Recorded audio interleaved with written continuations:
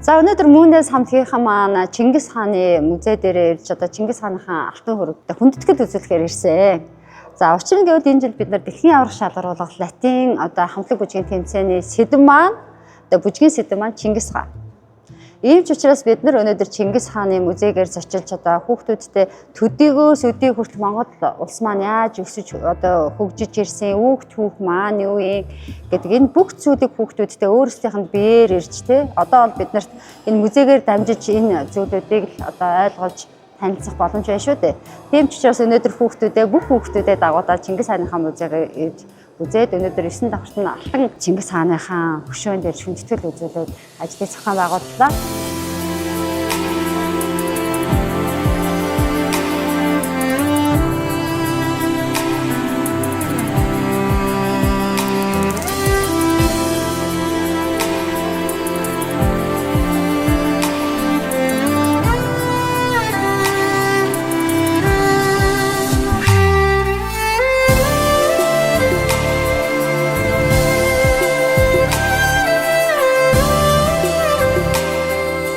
За тэгээд Чингис хаан гэдэг үг тэ ороод яг энэнийхэн талаар үйлдэл хийгээд хар түүхээс судлахаас өөр аргагүй байдаг юм байна. Тэгээд өнөөдөр Чингис хааныхаа музей дээргээд тайлбарлагч нараасаа бас дахин давтаж асуулаа.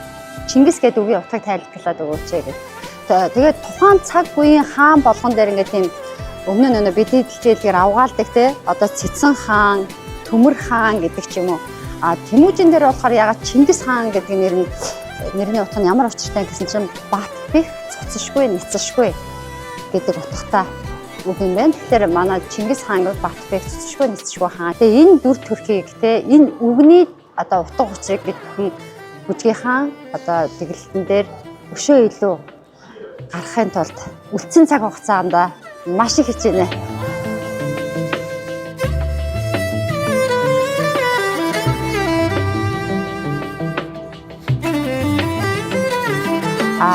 Миний хувьд Чингис хаан гэдэг сэдвийг сонгоход жоохон имээлттэй одоо хүндэтгэлтэй хамаагүй юмар оролдож байгаа ч юм шиг юм маш том хариуцлага ингээд нөгөө хүнд байсан надад бол. За энэ одоо Чингис хаан гэдэг нэрээр оролдохгүй байя гэдэг.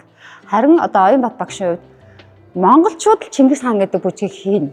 Тэ бид нар өөрсдийнхөө оролцож байгаа энэ хичээлж байгаа төрлөөрөө одоо гаргаж чадах боломж байдаг бол тэ энэ Чингис хаан гэдэг бүжгийг зөвхөн бид нар л хийх эрхтэй, бид нар л хийж чадна, бид нар л хийх боломжтой.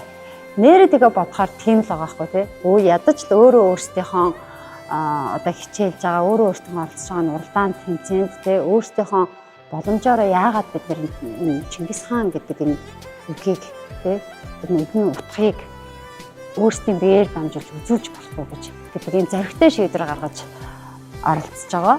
Тэр энэ болгоныг юм одоо алдаа оноо бүх зүйлтэй артун маань хүлээж авах итгэлтэй одоо итгэж байна тий. Нэг ясандаа бие болохоор Чингис хаан гэдэг сэдв бол хүндэтнэ. Тэрнийхээ маш хариуцлагатай, маш чамбаа бүх юм гэж бодсон чинь Чингис хаан гэдэг чинь өөрөө эсэргээр ярахад маш энгийн байгаль дэлхийтэй холбогдсон тий. Ер нь хүн зөв байхад хүн байхад энэ цаад зэрэг боломжтой гэдгийг Тэмүүжин хүүгээр харуулсан зохиол юм байна гэж би бол хүлээж авсан. Тэгээд тийм учраас бид нар өнөөдөр Чингис хаан гэдэг зоригтой шийдээд ийм сэдвийг сонгосон байгаа шүү.